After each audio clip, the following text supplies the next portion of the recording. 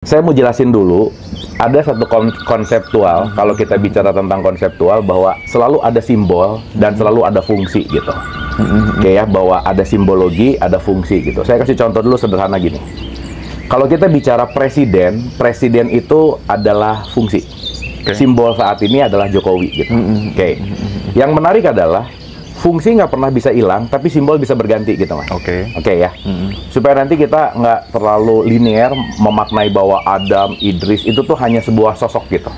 Sama seperti kita bicara tentang Muhammad gitu. Muhammad itu kan fungsi kan sebetulnya, bukan simbolnya. Karena simbolnya itu adalah Ahmad bin Abdullah. Muhammad itu adalah fungsi gitu. Nah, jadi dalam konteks simbol dan fungsi ini saya rasa penting juga untuk kita luas pemikirannya bahwa setiap ada simbol pasti itu berfungsi, dan setiap fungsi pasti punya simbol. Jadi kayak jangan berpikir Fir'aun itu nama orang gitu. Fir'aun itu adalah kefungsian. Nah, namanya bisa si Abu, bisa jadi Fir'aun gitu. Bahkan Abu bisa jadi quote and quote Musa gitu misalnya. Nah, dalam perspektif ini kalau kita mau bicara dalam wilayah penamaan gitu ya, jadi aku agak sedikit buka catatan supaya ini runtut gitulah kira-kira. Nah, saya kasih contoh sederhana gini, Mas. Bahwa ketika Adam itu dianggap sebagai sebuah sosok laki-laki, ya itu nggak masalah sih. Tetapi kalau kita bicara dalam konteks Adam itu kan sebetulnya ruh gitu loh, Mas.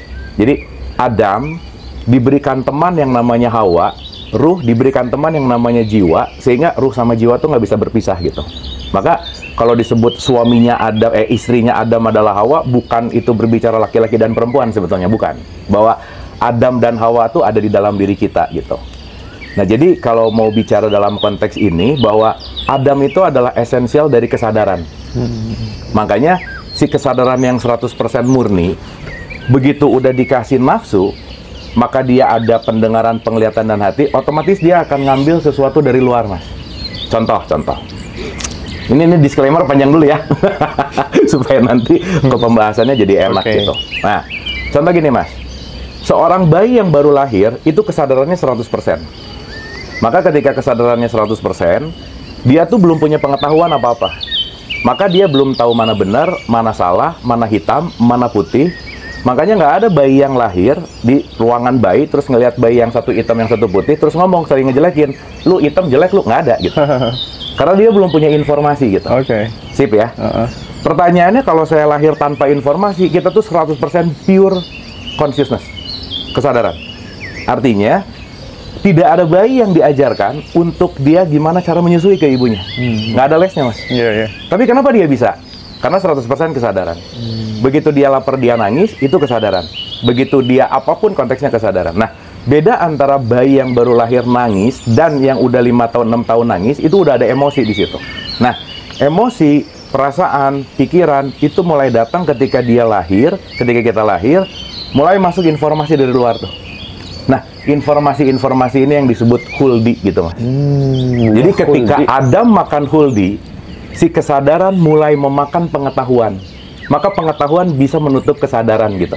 Berarti surga itu secara tidak langsung dimaknai sebagai kesadaran, bumi itu pengetahuan gitu kira-kira. Gini, surga itu adalah ketika kita berada dalam kesadaran.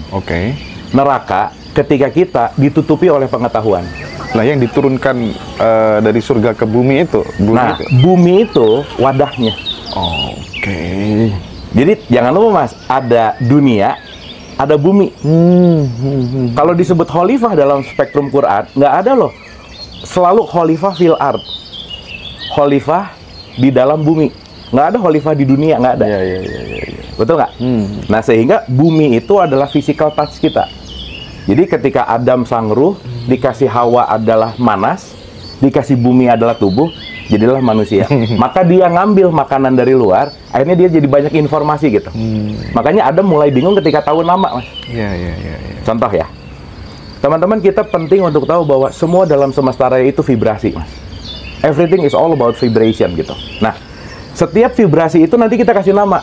Oh, ini menyenangkan, ini tidak menyenangkan, ini baik, ini buruk. Padahal kalau kita ngelihat secara esensial, itu semua cuma vibrasi gitu.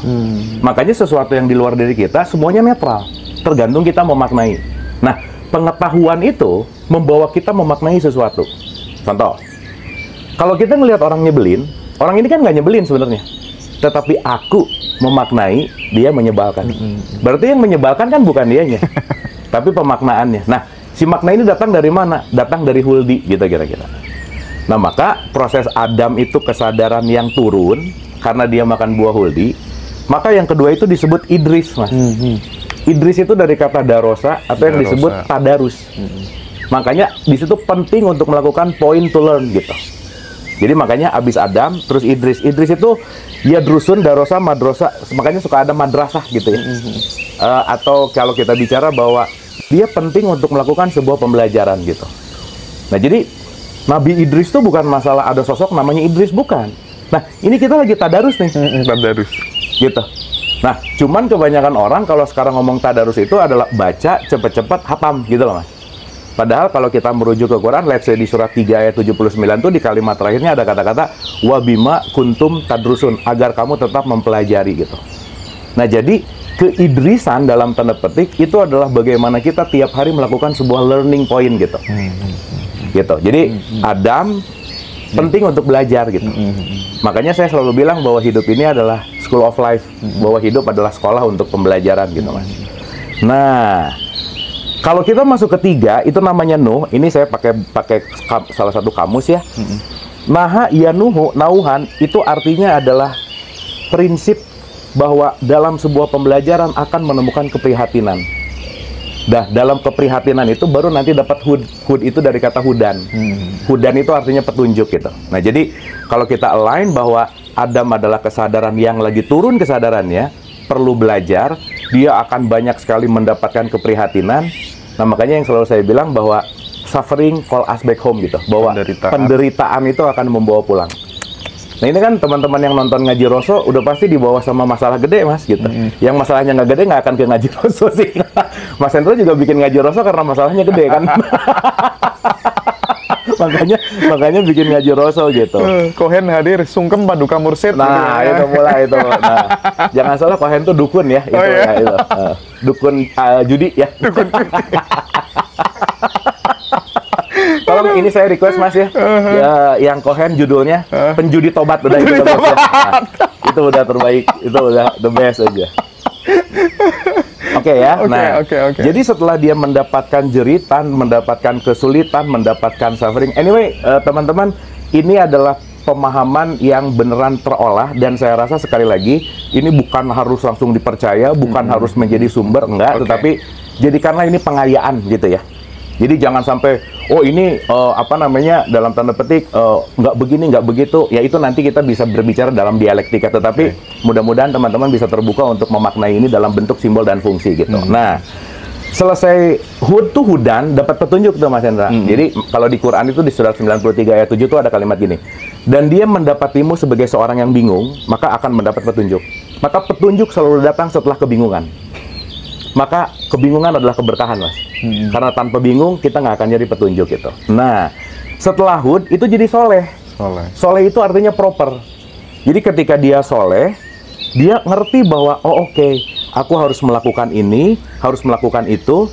Dia mulai menyadari karena ilmunya udah ada. Tadi karena tadrusun, dia mendapatkan kepahitan atau dalam tanda petik suffering, itu namanya Nuh gitu. Dia dapat petunjuk, itu namanya hudan. Dan akhirnya dia tahu bahwa in a proper way itu seperti apa gitu. Makanya ada kata-kata amal soleh, Mas. Amal soleh itu bukan masalah berbuat baik, tapi berbuat tepat guna. Contoh, kalau kita mau nolong orang, penting banget untuk jadi orang soleh. Saya kasih gambaran bahwa kalau ada orang yang lagi jatuh ke sumur, Mas, saya pengen nolong, jangan ngasih 500.000. Dia perlu tali. Gitu. Tepat guna. Tepat guna. Soleh. Soleh.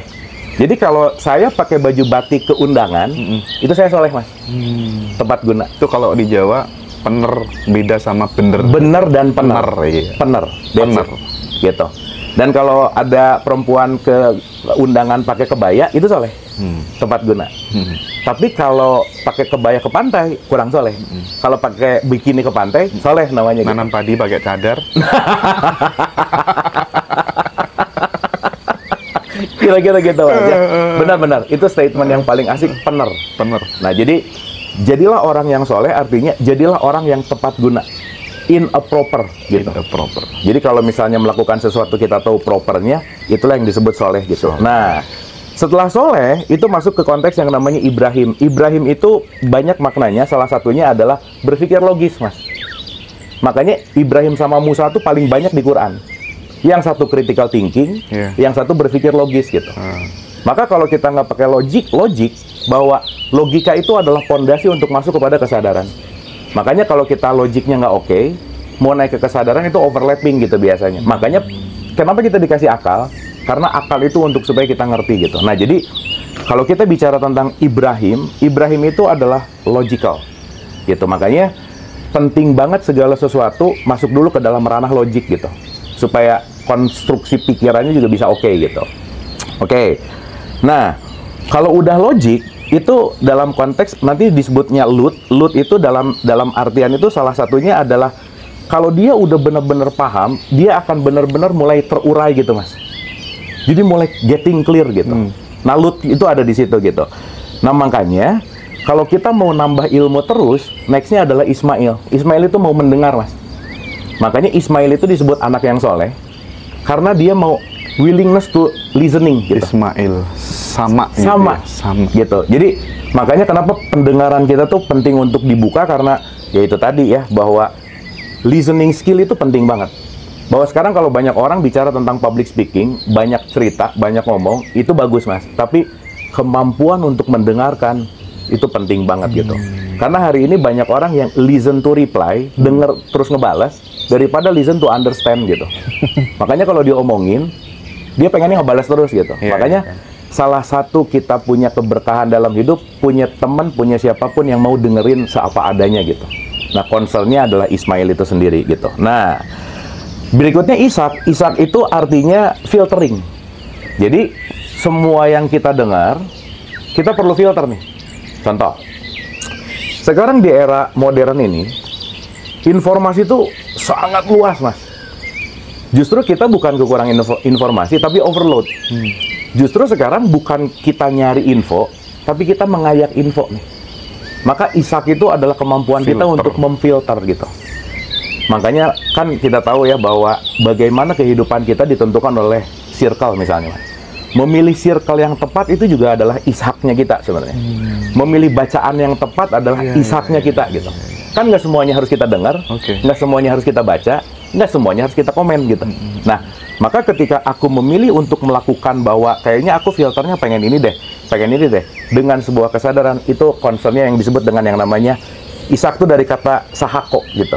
Dan kalau dalam kamus klasik itu artinya adalah mengayak atau menganalisa gitu. Jadi di situ ada filtering gitu. Nah, berikutnya masuk ke level yang namanya Yakub gitu. Nah, Yakub itu artinya membuat sebuah kesimpulan. Jadi orang yang bisa membuat kesimpulan kalau dia udah mulai mengerti semua dasar apapun problematikanya gitu. Makanya kan, Mas, kalau di ending podcast ya, kesimpulannya apa? Nah, itu Yakub. Justru ketika Mas Hendra sebagai moderator yang menyimpulkan semua pembicaraan narasumber, di situ kecerdasannya penting untuk ada gitu. Makanya pengalaman di dalam konteks yang namanya podcasting ya, Mas. Misalnya ada 3 narasumber, 4 narasumber, yang paling penting untuk mumpuni semua keilmuan itu moderatornya sebenarnya. Betul banget. Gitu, Mas. Karena si moderator ini nanti yang akan seeding, yang akan bisa menganalisa semuanya, dan dia bisa menyimpulkan gitu. Yakub. Nah, Yakub. Seseorang yang bisa menyimpulkan, berarti dia udah mulai semuanya on tuh. Logiknya oke, penganalisaannya oke, penyimpulannya oke gitu. Nah, kalau udah di Yakub, itu masuk ke Yusuf, Mas. Yusuf itu vision. Makanya bukan ganteng gitu ya? Ya boleh juga sih. Tapi David Beckham, ibunya lahir dia kayaknya nggak baca surat Yusuf deh, ganteng-ganteng juga dia. Gitu. Kan mau ganteng baca apa? Yusuf gitu ya. Mau cantik baca apa? Maryam gitu. Yang lucu mau kaya baca apa? Waqiah. Padahal Waqiah artinya kiamat. apa urusannya sama kaya coba? Nah, gitulah kira-kira. Nah, jadi kalau kita bicara tentang kalau kita udah mulai bisa menyimpulkan, Yusuf itu terkenal sama mimpinya. Makanya kalau ada kata-kata wasafa atau kaitannya dalam konteks ini dalam perspektif bahasa, itu dia bisa memprediksikan sesuatu, Mas. Dia bisa memvisionkan sesuatu gitu. Ya, let's say kalau kita udah lihat patternnya, oh kayaknya besok bakal gini gitu.